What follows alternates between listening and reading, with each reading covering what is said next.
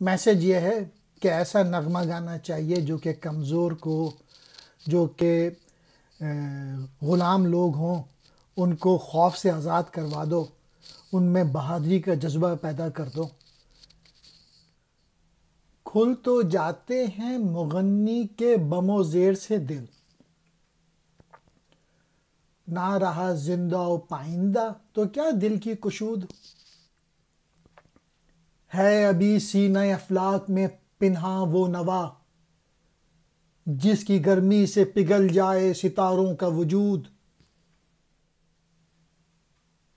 جس کی تاثیر سے آدم ہو غم و خوف سے پاک، اور پیدا ہو ایازی سے مقام محمود۔ ماہ و انجم کا یہ حیرت کدہ باقی نہ رہے، تو رہے اور تیرا زمزمہ لا موجود۔ جس کو مشروع سمجھتے ہیں فقیہان خودی، منتظر ہے کسی مطرب کا ابھی تک وہ سرود۔ علامہ اقبال کہہ رہے ہیں کہ جب گانے والا گاتا ہے تو اس کی جو اونچ نیچ ہے، اس سے دل، جو آواز میں اونچ نیچ پیدا ہوتی ہے، اس سے دل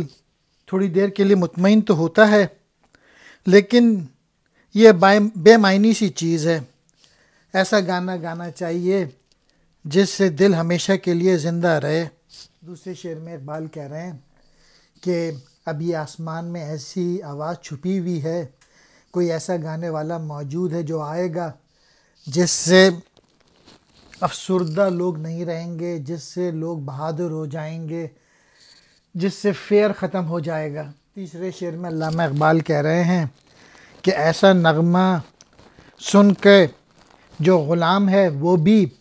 آقا بن جائے گا، یعنی جو لوگ کمزور ہیں وہ اپنے آپ کو بہادر سمجھنے لگیں گے۔ اقبال مزید کہتے ہیں کہ یہ ایسا نغمہ ہوگا جس کے سن کے انسان دنیا اور مافیا سے بے خبر ہو جائے گا، اور وہ نغمہ ہوگا توحید کا نغمہ۔ اور یہ آخری شعر میں علامہ اقبال کہہ رہے ہیں جو خودی سمجھتے ہیں، جو کہ خودی کے عالم ہیں، وہ سمجھتے ہیں کہ وہی نغمہ حلال ہے، اور وہ ہے نغمہ توحید کا نغمہ، اور جس کے انتظار میں ابھی یہ کائنات جو ہے انتظار کر رہی ہے کہ کوئی آئے اور ایسا گانا گائے